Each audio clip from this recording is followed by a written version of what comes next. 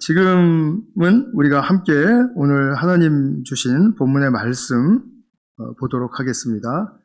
디모데 전서 4장 4절 5절의 말씀입니다. 우리 지난주에도 보신 말씀인데요. 우리 함께 같이 한 목소리로 봉독하겠습니다. 하나님께서 지으신 것은 모두 다 좋은 것이요 감사하는 마음으로 받으면 버릴 것이 하나도 없습니다. 모든 것은 하나님의 말씀과 기도로 거룩해집니다. 아멘. 우리 말씀을 위해서 잠깐 기도하겠습니다. 사랑하는 주님, 오늘도 저희들 모두 주님의 말씀 앞에 섰습니다. 말씀이 저희들 심령에 깊이 들려질 수 있는 축복의 시간 되게 하여 주시옵소서. 주님께서 말씀을 통해 생명 주시고 또 힘을 주신다라는 사실을 경험할 수 있는 그런 복된 시간 되게 하여 주시옵소서. 이 시간 모두의 심령을 주님의 성령께 맡겨 올리오며 예수님의 이름으로 기도하였습니다. 아멘. 우리 지난주에 이어서 우리 감사의 주제를 가지고 좀 말씀을 이어가도록 하겠습니다. 삶의 가치를 충만하게 하는 길이 무엇인가? 오늘 말씀을 통해서 우리가 보게 될 텐데요. 이 감사라는 주제는 일반적으로 양육하고 교육하는 데에도 굉장히 중요한 주제가 되죠. 그래서 우리가 아이를 기를 때 또는 우리가 자랄 때를 생각해 보아도 도덕 교육을 받을 때 중요한 가르침 중에 하나가 이제 땡큐라고 해라는 그런 말이죠. 그죠? 우리 감사해라는 말이죠. 영어로 우리가 이 영어권에서 보면 say what? 아이들한테 그러면은 그거는 답이 있죠. 땡큐라고 말하라라는 것이죠. 이렇게 이제 자동적으로 땡큐라는 말이 나오게. 이게 자동적으로 나오게 해서 무슨 소용이 있을까? 뭐가 더 좋을까? 하지만 사실 이렇게라도 훈련을 하면 훨씬 더 따뜻한 그런 만남과 또 사회가 되죠.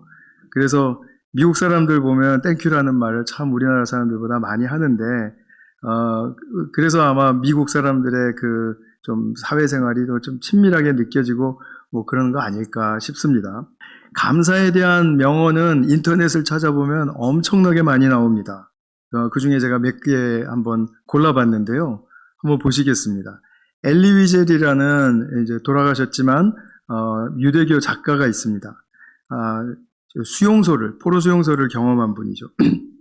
그분이 사람의 됨됨이는 그 사람의 감사 태도로 알 수 있다. 이렇게 말을 했습니다. 동의하십니까? 네, 그런 것 같아요. 그 다음에 우리 토머스 제퍼슨, 미국 3대 대통령이죠. 감사는 고결한 영혼의 얼굴이다. 감사가 영혼의 얼굴인데 고결한 차원에 이르는 것이래요. 좋은 표현이라고 생각이 들었습니다.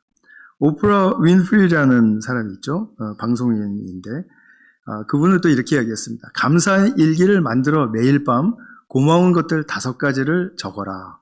새로운 희망을 갖게 될 것이다. 이것을 경험한 분들도 아마 있을 거예요. 근데 아직 경험하지 못한 분들이 있다면 한번 해보십시오. 감사의 제목들을 5가지를 하루에 기억해 보는 거죠. 참 우리에게 유익할 것 같습니다. 한 가지 적지는 않았지만 제가 헬렌 켈러 여사의 말을 좀 또 드린다면 우리는 가진 것 때문에 감사하는 것이 아니라 우리의 된 바로 인해 감사한다. 우리의 됨됨이로 인해서 감사한다. 이런 말도 했습니다. 참 좋은 통찰이 담긴 그런 이제 명언들이 많이 있는데 그 감사를 그만큼 중요하고 또 굉장히 고상한 것으로 생각하시기 때문이죠. 감사하는 것은 인간성의 됨됨이에 있어서 굉장히 고귀한 것임에 틀림이 없습니다. 우리가 다른 피조물들을 볼 때 감사를 그렇게 인간처럼 다양하고 깊고 그리고 진실되게 하는 동물이나 또는 생명체가 없지 않습니까? 그러고 보면은 감사라는 것이 인간성이 지닌 그런 특권에 해당할 수도 있다라고 이렇게 말을 할 수가 있겠죠. 이 감사가 이토록 우리에게 중요한 이슈가 되는 것은 사람이 감사하고 또 내가 또 감사를 받을 때 그때처럼 행복할 때가 없기 때문이라고 저는 생각이 들어요. 또 감사라는 이 감정이 이렇게 일어날 때 그때처럼 내 삶이 부유하게 느껴지는 때가 없지 않습니까? 그래서 이 감사라는 이 감정과 태도를 우리가 잘 살려가는 것이 굉장히 중요하다라는 생각이 듭니다. 근데 이 감사는 나만 행복하게 해주는 것이 아니라 내가 감사하는 그 대상까지도 고귀한 존재로 높여주는 일을 합니다. 그러니까 내가 누구에게 감사한다, 백 집사님께 감사한다. 그럼 백 집사님의 가치가 올라가는 거죠. 이렇게 다른 사람들을 높여주는 일을 할 때 그에게 진실로 감사하다라는 표현을 그렇게 할 수 있습니다. 감사의 대상들 우리가 지난주에도 조금 보셨지만 또 한번 우리가 좀 리뷰를 한다면 그에 앞서 먼저 우리가 확인해야 될 것은 내가 창조주 하나님을 믿는다라는 그 믿음이 있죠. 하나님이 천지 창조하신 것을 믿는다. 그것은 그 믿음의 고백 속에는 지으신 것을 제가 인정합니다. 그게 아니라, 그것뿐만이 아니라, 그건 이제 아주 시작에 불과한 것이고요. 사실은 창조주에 대한 믿음의 핵심은 창조하셔서 나에게 주신 모든 것들이 선하신 하나님이 하신 일이기 때문에 선한 것입니다. 라고 고백하는 것이라고 말씀을 드렸습니다. 인정이 되시나요? 창조주 하나님을 믿는다라는 것이 그냥 그 사실을 믿는다라고만 한다면 나의 삶과 무슨 관계가 있습니까? 그러나 창조하신 모든 것들을 나에게 주셨는데 나에게 주신 것들이 참 고귀하고 선하고 아름답다라는 그 고백을 할 때 그때 창조주 하나님에 대한 믿음이 이제 바로 서게 되는 것입니다. 내게 주신 부모님 그리고 형제 자매들 내가 선택하지 않았습니다. 그렇죠? 그래서 주셨습니다. 내게 주신 조국 대한민국 또 어떤 사람에게는 미국이라는 이 조국이 자기가 택한 것이 아니라 주신 것이지 않습니까? 주셨습니다. 배우자, 교회 어떻습니까? 내가 선택한 것 같죠. 물론 선택의 과정이 있었습니다. 그런데 지나서 보면 그런 선택의 과정에서 나의 의견을 존중하시면서 하나님께서 계속 당신의 은혜의 손길로 이끌어 주셔서 그래서 결국 배우자도 내게 주셨고 교회도 내게 주셨다라는 고백을 할 수가 있게 되죠. 이런 것들에 대해서 우리가 감사의 고백이 있으신가요? 참 확인을 해야 되는데 지난주에 내드린 숙제 하셨습니까? 혹시 숙제를 너무 잘하셔서 내 주변에는 온갖 하나님이 주신 고귀한 가치들로 가득합니다 라고 고백하시는 분 한번 손 좀 들어보시죠. 네.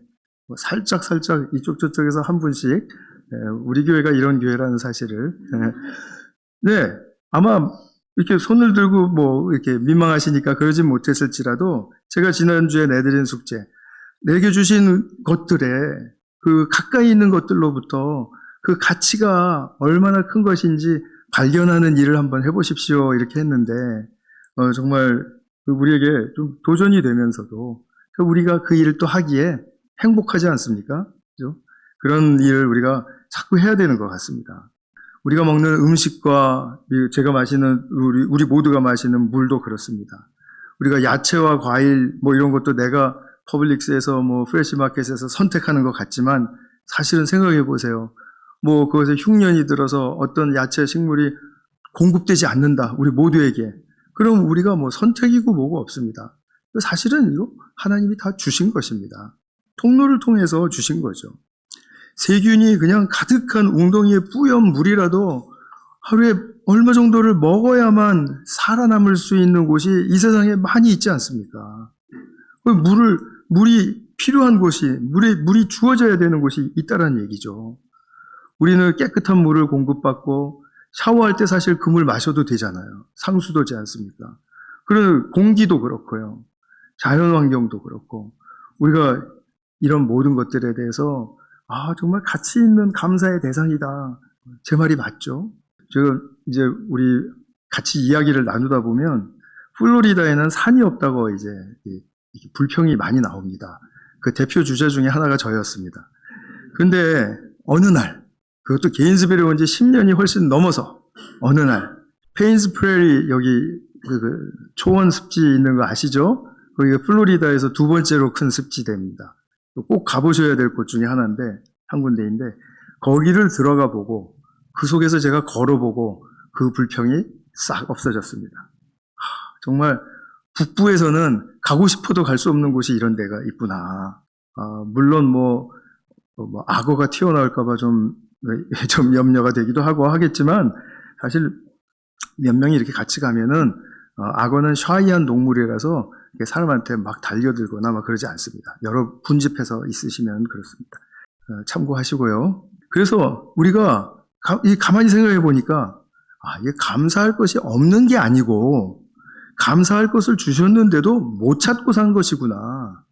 이게 그러니까 결국은 그 원인이 누구에게 있습니까? 감사를 발견하지 못하는 나에게 있는 거죠. 근데 감사를 발견하지 못하고 사는 사람들이 또 이제 뭐 하나 생기면은 거기에 홀딱 빠져가지고 그것만이 인생의 전부인 것처럼 막 이렇게 또 편중된 삶을 살기가 쉽단 말이에요. 그러니까 우리는 가까이 있는 일상의 것들에 감사의 대상을 잘 찾아서 그 가치를 누리는 것. 그래야 나의 삶이, 나의 인간성이 좀 채워지고 해소가 되고 그리고 더 충만해진 삶으로 나아갈 수가 있습니다.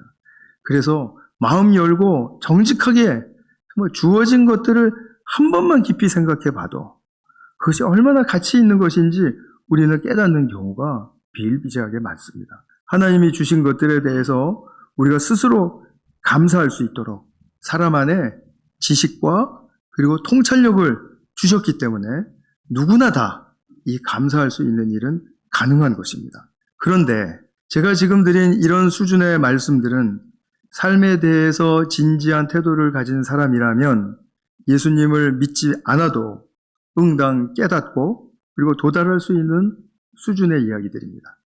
제가 잘하지는 못했겠지만 인터넷에 나오는 좋은 강연들 많잖아요. 감사에 대한 주제도 꽤 나옵니다. 그런 것들을 제가 뭐 줄여서 말씀을 드려봤다 이렇게 하면은 물론 인터넷 강사들보다는 재미는 없었겠지만 어쨌든 얼추 맞을 거라고 생각이 들어요. 그러면 우리는 뭐가 다른가? 그것을 우리가 좀 캐내야 되겠죠. 예수 믿는 사람들에게는 도대체 무엇이 다른 점이 있는가? 이것입니다. 하나님이 심으신 모든 가치들은 하나님의 말씀에 의하여 하나님과 소통하는 기도 속에서 한층 더 정확하고 깊게 드러납니다. 무슨 말씀이냐면 그 가치가 어디에서 왔는지 알 수 있고 그 가치는 무슨 일을 하는지 그것도 알 수 있고 그 가치들이 잘 종합되고 그리고 또 잘 조화를 이루면 그러면 어떠한 목적을 이루는지 그것도 우리에게 알게 합니다. 예수 믿고 성경을 보는 눈을 가진 사람이라면 누구나 다 깨달을 수 있는 그런 아주 중요한 그런 삶의 원리 또는 비밀이 이 속에 있습니다. 하나님의 말씀은 우리가 또 이런 것을 뭐 맨날 기대하고 보는 것은 아니겠지만 읽을 때마다 피조물에 대하여 하나님이 가지신 뜻이 무엇인지를 가르쳐 주세요. 사람에 대해서 하나님이 가지신 뜻, 그런 상황에 대해서 하나님이 가지신 뜻, 또 하나님이 요구하시는 어떤 행동들에 대해서 하나님의 가지신 뜻이 무엇인지를 알게 하세요.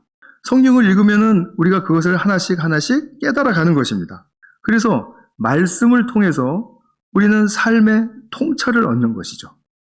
또 기도는 어떻습니까? 기도는 하나님과의 소통입니다. 기도는 소통인데 내가 원하는 것을 아뢰는 것, 그거는 기도의 아주 작은 일부분이죠. 기도는 기도인데 일부분입니다. 기도는 무엇입니까? 하나님과 교제예요. 하나님이 우리와 함께 하심을 확신하게 해줍니다. 하나님 정말 계시는 분입니까? 안 계시는 분 아닙니까? 하고 묻는 순간 내가 지금 누구한테 이 말을 하고 있지? 하고 깨닫고 하나님 나와 함께 하시는군요. 금방 알 수 있어요. 맞습니까? 경험을 안 해보셨나 보죠? 하나님 도대체 저와 함께 하시는 거예요? 아닌 거예요? 하고 막 투덜거렸는데 자기가 지금 누구한테 얘기하고 있는 거예요? 그거 보면은 우리는 참 아이러니한 일들을 좀 많이 하죠. 그러면서 하나님이 함께 하신다라는 그런 확신 속에서 나의 내면 깊은 곳에 이제 여러 가지 이슈들을 가지고 하나님과 씨름하는 곳이죠. 기도는 그런 곳입니다. 그래서 말씀과 기도 속에서 하나님과 또 나의 삶의 깊은 주제들을 가지고 친밀한 교제로 들어갈 때 우리의 삶의 의미를 하나씩 하나씩 밝혀주시고 그리고 우리를 응원하시는 하나님이시다라는 사실을 우리는 보게 되고 깨닫게 되죠. 그것이 바로 우리를 그리스도인으로서 성숙하게 만드는 길입니다. 우리가 삶의 의미를 깨닫지 못하고 난 도대체 왜 살아야 되는지, 왜 이 일을 해야 하는지, 왜 이런 관계를 가져야 되는지, 왜 이런 교회에 다녀야 되는지 뭐 이런 의미를 모르고 성숙하고 성장할 수는 없는 거예요. 의미를 알아야 내가 성숙에 이른다, 하나님이 원하시는 성숙의 목표에 이른다라는 사실을 우리는 분명하게 볼 수 있어야 하는 것입니다. 인정할 수 있어야 하는 것입니다. 그래서 삶의 의미를 깨닫는 것은 너무 중요해요. 작은 것부터 큰 스케일에 이르기까지 그 의미가 무엇인가? 그 삶의 의미란 추상적인 것이 아닙니다. 삶의 모든 부분에서 주님의 뜻이 새겨져 있기 때문에 그것이 하나님이 나와 공동체가 필요로 하는 것인가라는 것을 알게 해주시는 거예요. 내가 필요하다면 그것은 의미가 있는 것이잖아요. 그죠? 이런 일이 일어났다, 저런 사건이 터졌다. 그러면 우리는 이런 것을 통해서 나에게 무엇이 필요한가? 우리 공동체, 이건 무슨 메시지를 주시는 것인가? 하는 그런 차원에서 들여다보기 시작하면, 이런 사건, 저런 관계, 또 어떤 힘든 일이라 할지라도 그것은 가치 있는 일이다. 왜냐하면 우리가 이런 필요로 하는 것들을 통해서 내가 성장할 수 있게 하시기 때문에, 그죠? 내가 성숙할 수 있게 하시기 때문에. 이 모든 것들에 그래서 가치가 이렇게 살아나면 그것들이 이렇게 연결되기 시작해요. 그때 일어났던 그 안 좋은 일들에는 그래도 그때 그냥 그나마 그 가치가 있다고 생각하고 지나갔는데 오늘 내가 이렇게 당하는 일들을 생각해 보니까 그 가치가 또 이렇게 연결이 되는구나. 그러면서 나의 인생에 일어나는 모든 관계나 사건이나 생각이나 여러 가지 다 삶을 이렇게 들여다보게 될 때 그런 가치들이 잘 이렇게 연결되고 조화를 이루게 된다는 거죠. 그러면 결국 우리는 보다 더 이렇게 편파적이고 그리고 이렇게 깨진 조각난 인생을 사는 게 아니라 점점 더 크게 품고 그리고 더 연결시키며 그리고 통합적이며 조화를 이루는 그런 어떤 큰 그림의 인생을 바라보면서 나갈 수 있게 해준다라는 겁니다. 이것이 바로 궁극적으로 하나님께서 계획하신 대로 에덴의 회복과 완성을 향하여 가게 하시는 바로 그런 과정입니다. 아담과 하와가 불순종해서 이렇게 이제 하나님으로부터 떠나게 되고 이런 어떤 여러 가지 일들이 있었지 않았습니까? 그러나 그 불순종하지 않고 그대로 그 에덴에서 주신 것들을 잘 섬기며 돌보며 가꾸며 그렇게 이제 살아갈 때 그것들에 대한 가치가 막 이렇게 살아나게 돼요. 그러면은 그런 가치들을 누리면서 하나님이 에덴을 나에게 주신 이 더 깊은 의미는 여기에 있었구나 하고 그 방향으로 더욱더 열심히 열정적으로 가꾸고 지키려고 할 거예요. 창세기 2장 15절에 나오는 말씀 에덴을 가꾸고 지키게 하셨다라는 그 인간의 본분을 굉장히 소중하게 여기게 될 거예요. 그러면 그렇게 가꾸고 지키는 일을 가다 보면 결국은 하나님이 목표하신 에덴에서의 어떤 그런 완성된 수준에 이르게 되는 것이죠. 하나님은 맨날 똑같은 일을 반복적으로 시키고 됐다만 하시는 분이 아니라 그런 것들을 통해서 뭔가 큰 거를 또 이루시는 분이니까. 그래서 에덴에서 완성이 될 것들을 우리는 이제 에덴에서 떨어져 있었으니까 그 에덴으로 회복이 되고 그리고 거기서 아담과 하와가 살았어야 할 바로 그 순종의 삶 그리고 하나님과 친교가 넘치는 삶 이런 삶을 통해서 에덴에 목표하신 그 완성의 수준까지 우리가 이르게 하는 것이다. 그럼 그 완성의 수준을 우리가 아직 경험하지는 못했지만 우리는 그것이 무엇인지는 알고 있습니다. 무엇입니까? 제가 물 한 잔 마시는 동안에 생각해 보세요. 답은 쉬운데요. 비슷한 첫음이 들렸는데 샬롬입니다. 샬롬. 샬롬의 상태가 바로 모든 것이 조화를 이루고 모든 것이 긍정적인 힘으로 가득 차고 연결되고 그래서 그것이 정말 더 그 하나님의 진리를 충만하게 드러내는 그런 상태. 화목한 상태. 인간의 관계라고 말한다면 그것이 잘 연결되고 그것이 잘 또 인정되고 해서 그것으로 말미암아 정말 하나됨을 이룬 상태. 화목하고 하나됨을 이룬 상태. 바로 그것입니다. 우리가 정원을 보면 다양한 꽃들과 식물들이 다 모여서 그래서 조화를 이루어서 하나의 정원을 이루죠. 우리도 그와 같이 우리의 삶의 다양한 것들, 우리 자신들 또한 모두 다 다양하지만 이런 모든 것들이 다 조화를 이루어서 화목을 이룬다. 화목, 하나됨을 이룬다. 이것이 바로 에덴의 완성입니다. 이것을 하기 위한 시작의 일이 바로 우리 삶 속에서 가치를 발견하는 일이었다라는 것입니다. 가치를 발견하지 않고는 이것이 조화가 됐는지 안 됐는지 모르지 않나요?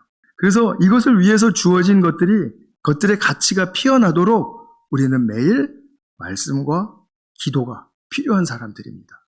하나님이 아니면은 가르쳐 주실 분이 없습니다. 성령께서 우리를 깨우쳐 주셔야만 우리는 이 가치를 성경적인 의미대로 제대로 깨달을 수가 있습니다. 에덴의 완성에까지 이른다라는 이러한 비밀스러운 통찰은 사실 하나님이 아니면 아무도 말해줄 수 없는 것이에요. 세상에서 이것을 말해줍니까? 당신이 감사하고 그래서 가치를 발견하고 그러면 당신은 행복해집니다. 주변도 좀 행복해집니다. 그럼 우리 이런 행복한 삶을 위해서 나갑시다 라고 말할 수밖에 없는 그런 그 몸의 끝이 보이잖아요. 그런데 우리는 그것이 아니라 훨씬 하나님의 목표에 완성이 되는 그 수준까지도 우리는 바라보게 된다. 라는 그것이 바로 우리가 일상에서 주어진 것들의 작은 가치를 하나씩 살려내는 일을 할 때 가능해지는 것이다라는 것을 제가 지금 말씀드리고 싶은 것입니다.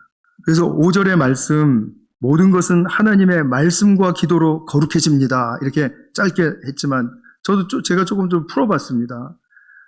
모든 것은 말씀과 기도를 통해 그 가치가 발견되고 확정되어서 특별한 의미 있는 필요한 존재로 구별됩니다. 거룩해진다라는 것은 구별된다라는 뜻이지 않습니까?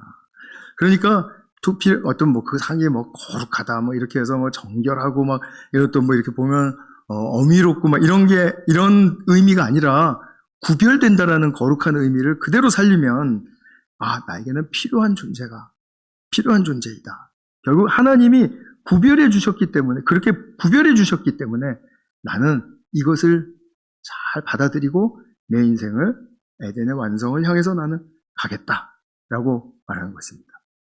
그래서 우리가 어릴 때 이제 감사 훈련을 받지만 사실은 장성하면서 감사에 대한 지각과 이해가 이렇게 넓어지고 커져야 되는 것에 대해서 또 우리는 성경적인 교육이 필요한 것입니다. 어릴 때는 무조건 자기에게 잘해주고 또 편하게 해주면 감사하죠. 그런데 장성하면서는 잘해주는 것도 물론 고맙죠. 당연히. 고마운 거 모르면 안 되죠. 근데 주어진 어떤 것도 이것은 우리의 성장을 위해서 필요한 것이다 라고 해석할 수 있을 때 그 존재에 대해서 그리고 그 존재를 허락하신 하나님에 대해서 감사할 수 있게 되는 거라는 거죠. 자기 마음에 들고 안 들고의 문제가 아니라 나와 공동체의 성장을 위해서 필요한가 필요하지 않은가를 분별하는 그런 가운데 우리는 감사의 삶을 확장시킬 수 있다라는 것입니다. 이러한 관점으로 보면 하나님의 역사가 더욱 또렷하게 드러나는 것을 우리는 알 수가 있습니다.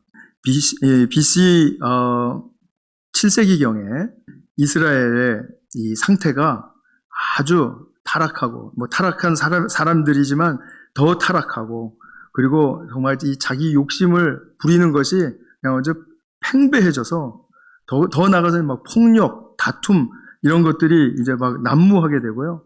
지도자와 국가가 하나님의 공의에서 쑥 벗어 빗나가고 있을 때였습니다. 상황이 굉장히 안 좋은 거죠. 이럴 때 피해를 당하는 사람은 가난하고 약한 사람들입니다. 근데 가난한 사람과 약한 사람들을 돌보던 이 선지자 하박국이 그런 상태에 대해서 너무 무기력함을 느끼고 이건 너무 심해진다라는 생각이 드니까 하나님께 부르짖어요. 하박국 1장 2절에 보면 이 나라에서 도대체 살려달라고 부르짖어도 듣지 않으시고, 그러니까 살려달라고 말할 수 있을 만큼 그만 상황이 안 좋았다라는 겁니다. 그런 들어도 안 들으시고, 폭력이다 외쳐도 구해주시지를 않습니다. 하나님, 언제까지 이러실 겁니까? 이 사람들 이 완악함, 이 타락, 그리고 이 사람들의 이 잔인함, 이런 것들 언제까지 내버려 주실 것입니까? 하고 자기 민족의 그 타락을 하나님께 막 하소연해요. 그랬더니 하나님께서 답변을 하시죠. 1장 5절부터 11절까지 해서 내가 그들을 그냥 두진 않을 건데 사나운 민족, 바빌로니아죠. 사납고 성급한 민족을 일으켜서 내 백성을 징계할 것이다. 이렇게 말씀을 하세요. 그랬더니 하박국이 뒤통수 얻어맞은 것처럼 정신이 띵 했어요. 그리고서는 이내 말을 바꿉니다. 뭐라고 바꾸냐면, 아니 어떻게 그런 악한 민족을 들어서 이 착한 백성을 치십니까? 하고 착한 백성이라고 또 금방 말을 돌려버려요. 지금 이게 제정신이 아닌 겁니다. 오락가락 하는 거예요. 그런데 이 사람에게는 이것이 너무나 충격적이었던 거죠. 뭐라고? 저렇게 잔인한 갈대아인들을 통해서 우리 민족을, 그래도 우리는 성스러운 민족이잖아. 하나님께 제사 드리고 하나님의 율법을 지키려고 그토록 애를 쓰고 우리는 그것을 통해서 서로에게 축복하고 그래도 그러려고 하는 그런 사람들이 아직도 그래도 남아있는데 하나님이 왜 우리 같은 이런 수준 높은 백성을, 그런 저질 백성을 통해서 우리를 치시는가?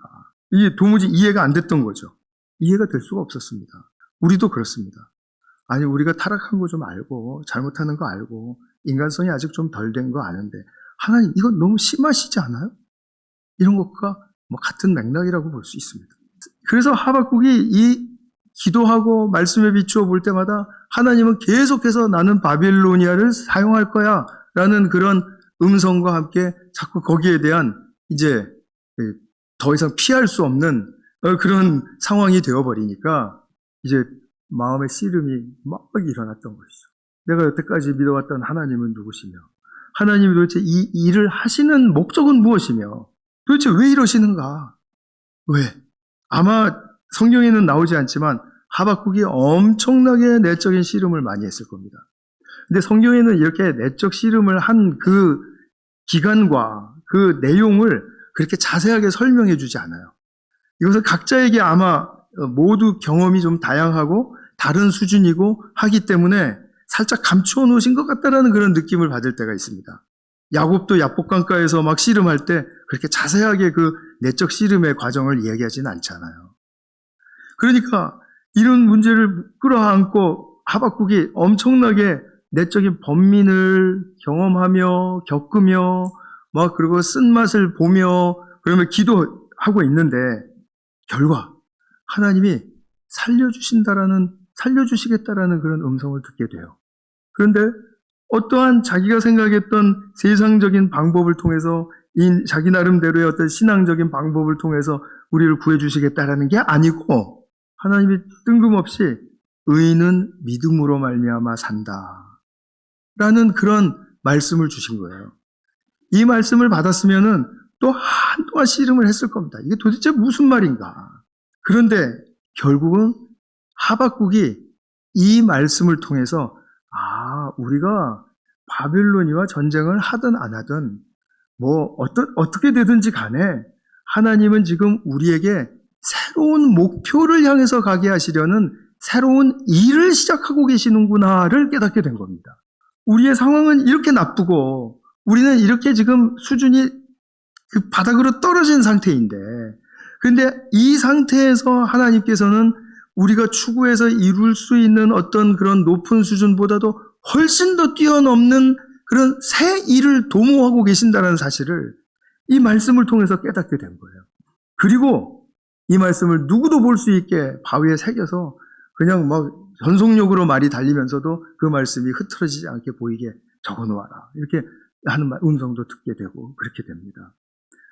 이 말씀을 들은 다음에 하박국은 자기의 내면에 전환이 일어난 것입니다. 하나님을 향해서. 이런 환난을 통해서 정말 우리를 이렇게 새롭게 하신다는 사실을 깨닫게 된 것이고, 그래서 이 환난은 고통스럽고 괴로운 것임에는 분명하지만 하나님의 뜻이 이루어져서 그의 백성이 하나님과 더욱 친밀하여지고 새로워지고 그리고 성장하여서 하나님의 완성의 목표에 한층 더 가깝게 하신다는 사실을 찬양하기까지 나오게 된 것입니다. 그가 그래서 하박국서 3장 마지막 절에서는 찬양으로 노래해요. 그 찬양의 절정이 여기에 있었죠. 3장 17절부터 19절까지.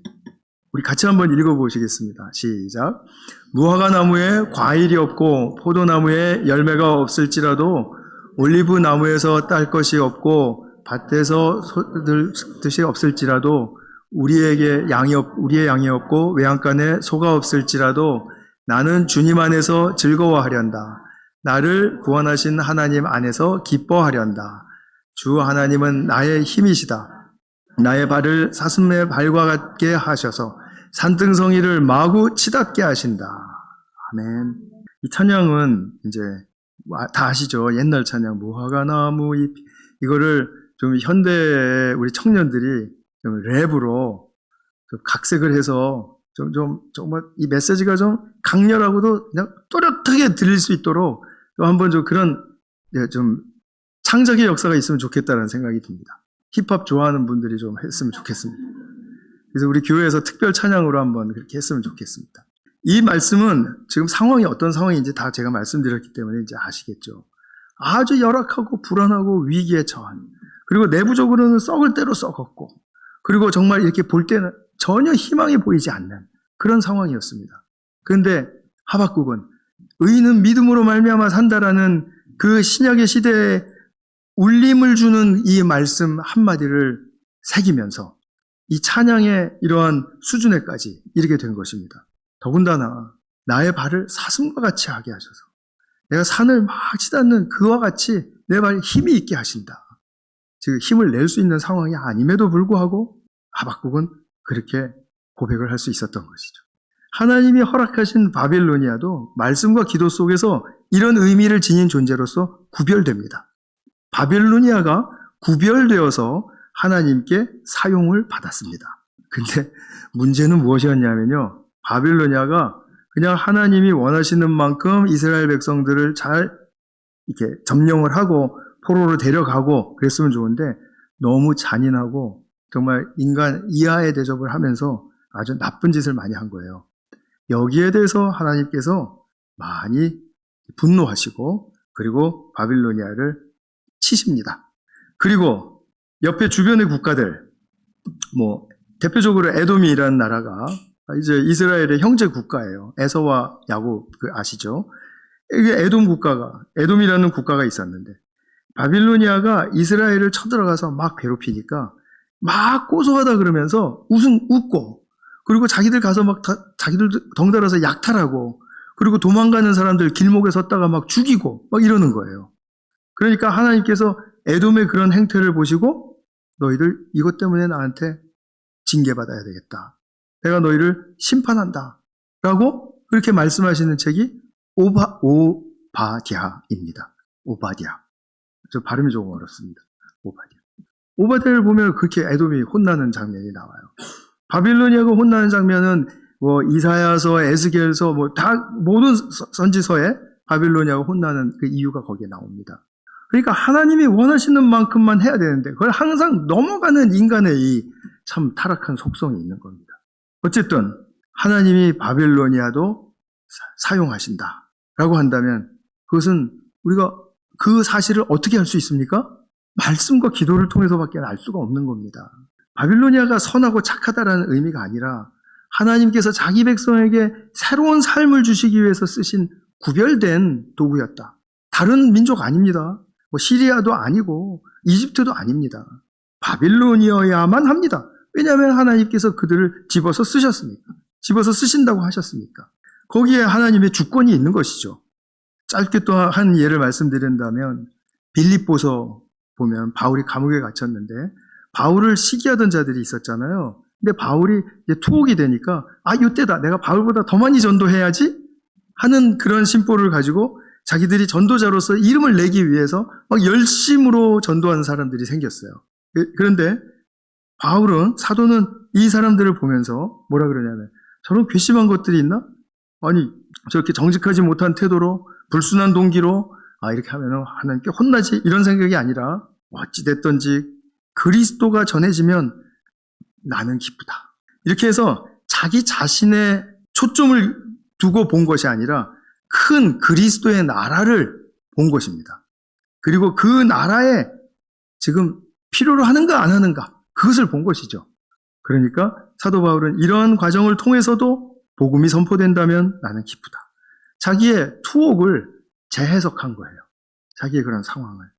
하나님이 주시고 허락한 것이라면 이렇게 말씀과 기도 속에서 반전하고 또 전환되는 찬양과 기쁨이 있습니다. 나를 괴롭고 고통스럽게 하는 것은 맞아요. 이것 때문에 내가 너무 힘들고 그리고 너무 우울해요. 그러나 그것이라 할지라도 하나님의 말씀과 기도를 통해서 내적 씨름을 하다 보면 하나님께서 심어주신 어떠한 가치가 드러나게 되고 의미가 드러나게 되고 그래서 그것을 인정할 수 있게 되고 인정할 수 있다라는 그 나의 마음의 열림이 내가 그만큼 성장했다라는 것을 증명하기도 하고 또 그것을 딛고 한 걸음을 더 나아가겠다고 할 때 나는 그만큼 더 성숙의 길을 가는 것이고 이렇게 해서 우리를 길러가시는 하나님의 그 일을 우리는 보게 되는 것입니다. 악한 바빌로니아 또 사도 바울 주변에 그 시기가 많은 사람들 거룩합니까? 아닙니다. 그런 의미에서 거룩하다라는 뜻이 아니에요. 하나님의 도구로 구별되었다. 그렇기 때문에 우리는 그 말을 사용할 수가 있는 것입니다.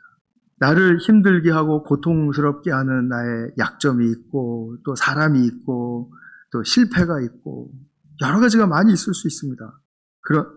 이런 것들 내가 힘써서 한다고 해서 해결할 수 없는 것이 대부분입니다. 그런데 말씀과 기도 속에서 나의 내면의 전환이 일어날 때 이런 어떠한 상황이라 할지라도 받아들일 수 있습니다. 그래서 이것이 궁극적으로 믿음의 안목을 선명하게 열어주신다. 그리고 나에게 이러한 길이 있음을 새롭게 하는 길임을 확신시켜 주신다. 이럴 때 우리는 하나님께서 우리를 당신의 성숙한 자녀의 자리에 데려다 놓기 위해서 이 일을 다 허락하시고 또 사용하시는구나를 고백하고 더 나아가서는 찬양까지도 할 수 있는 그런 우리가 될 수 있다라는 그런 말씀입니다.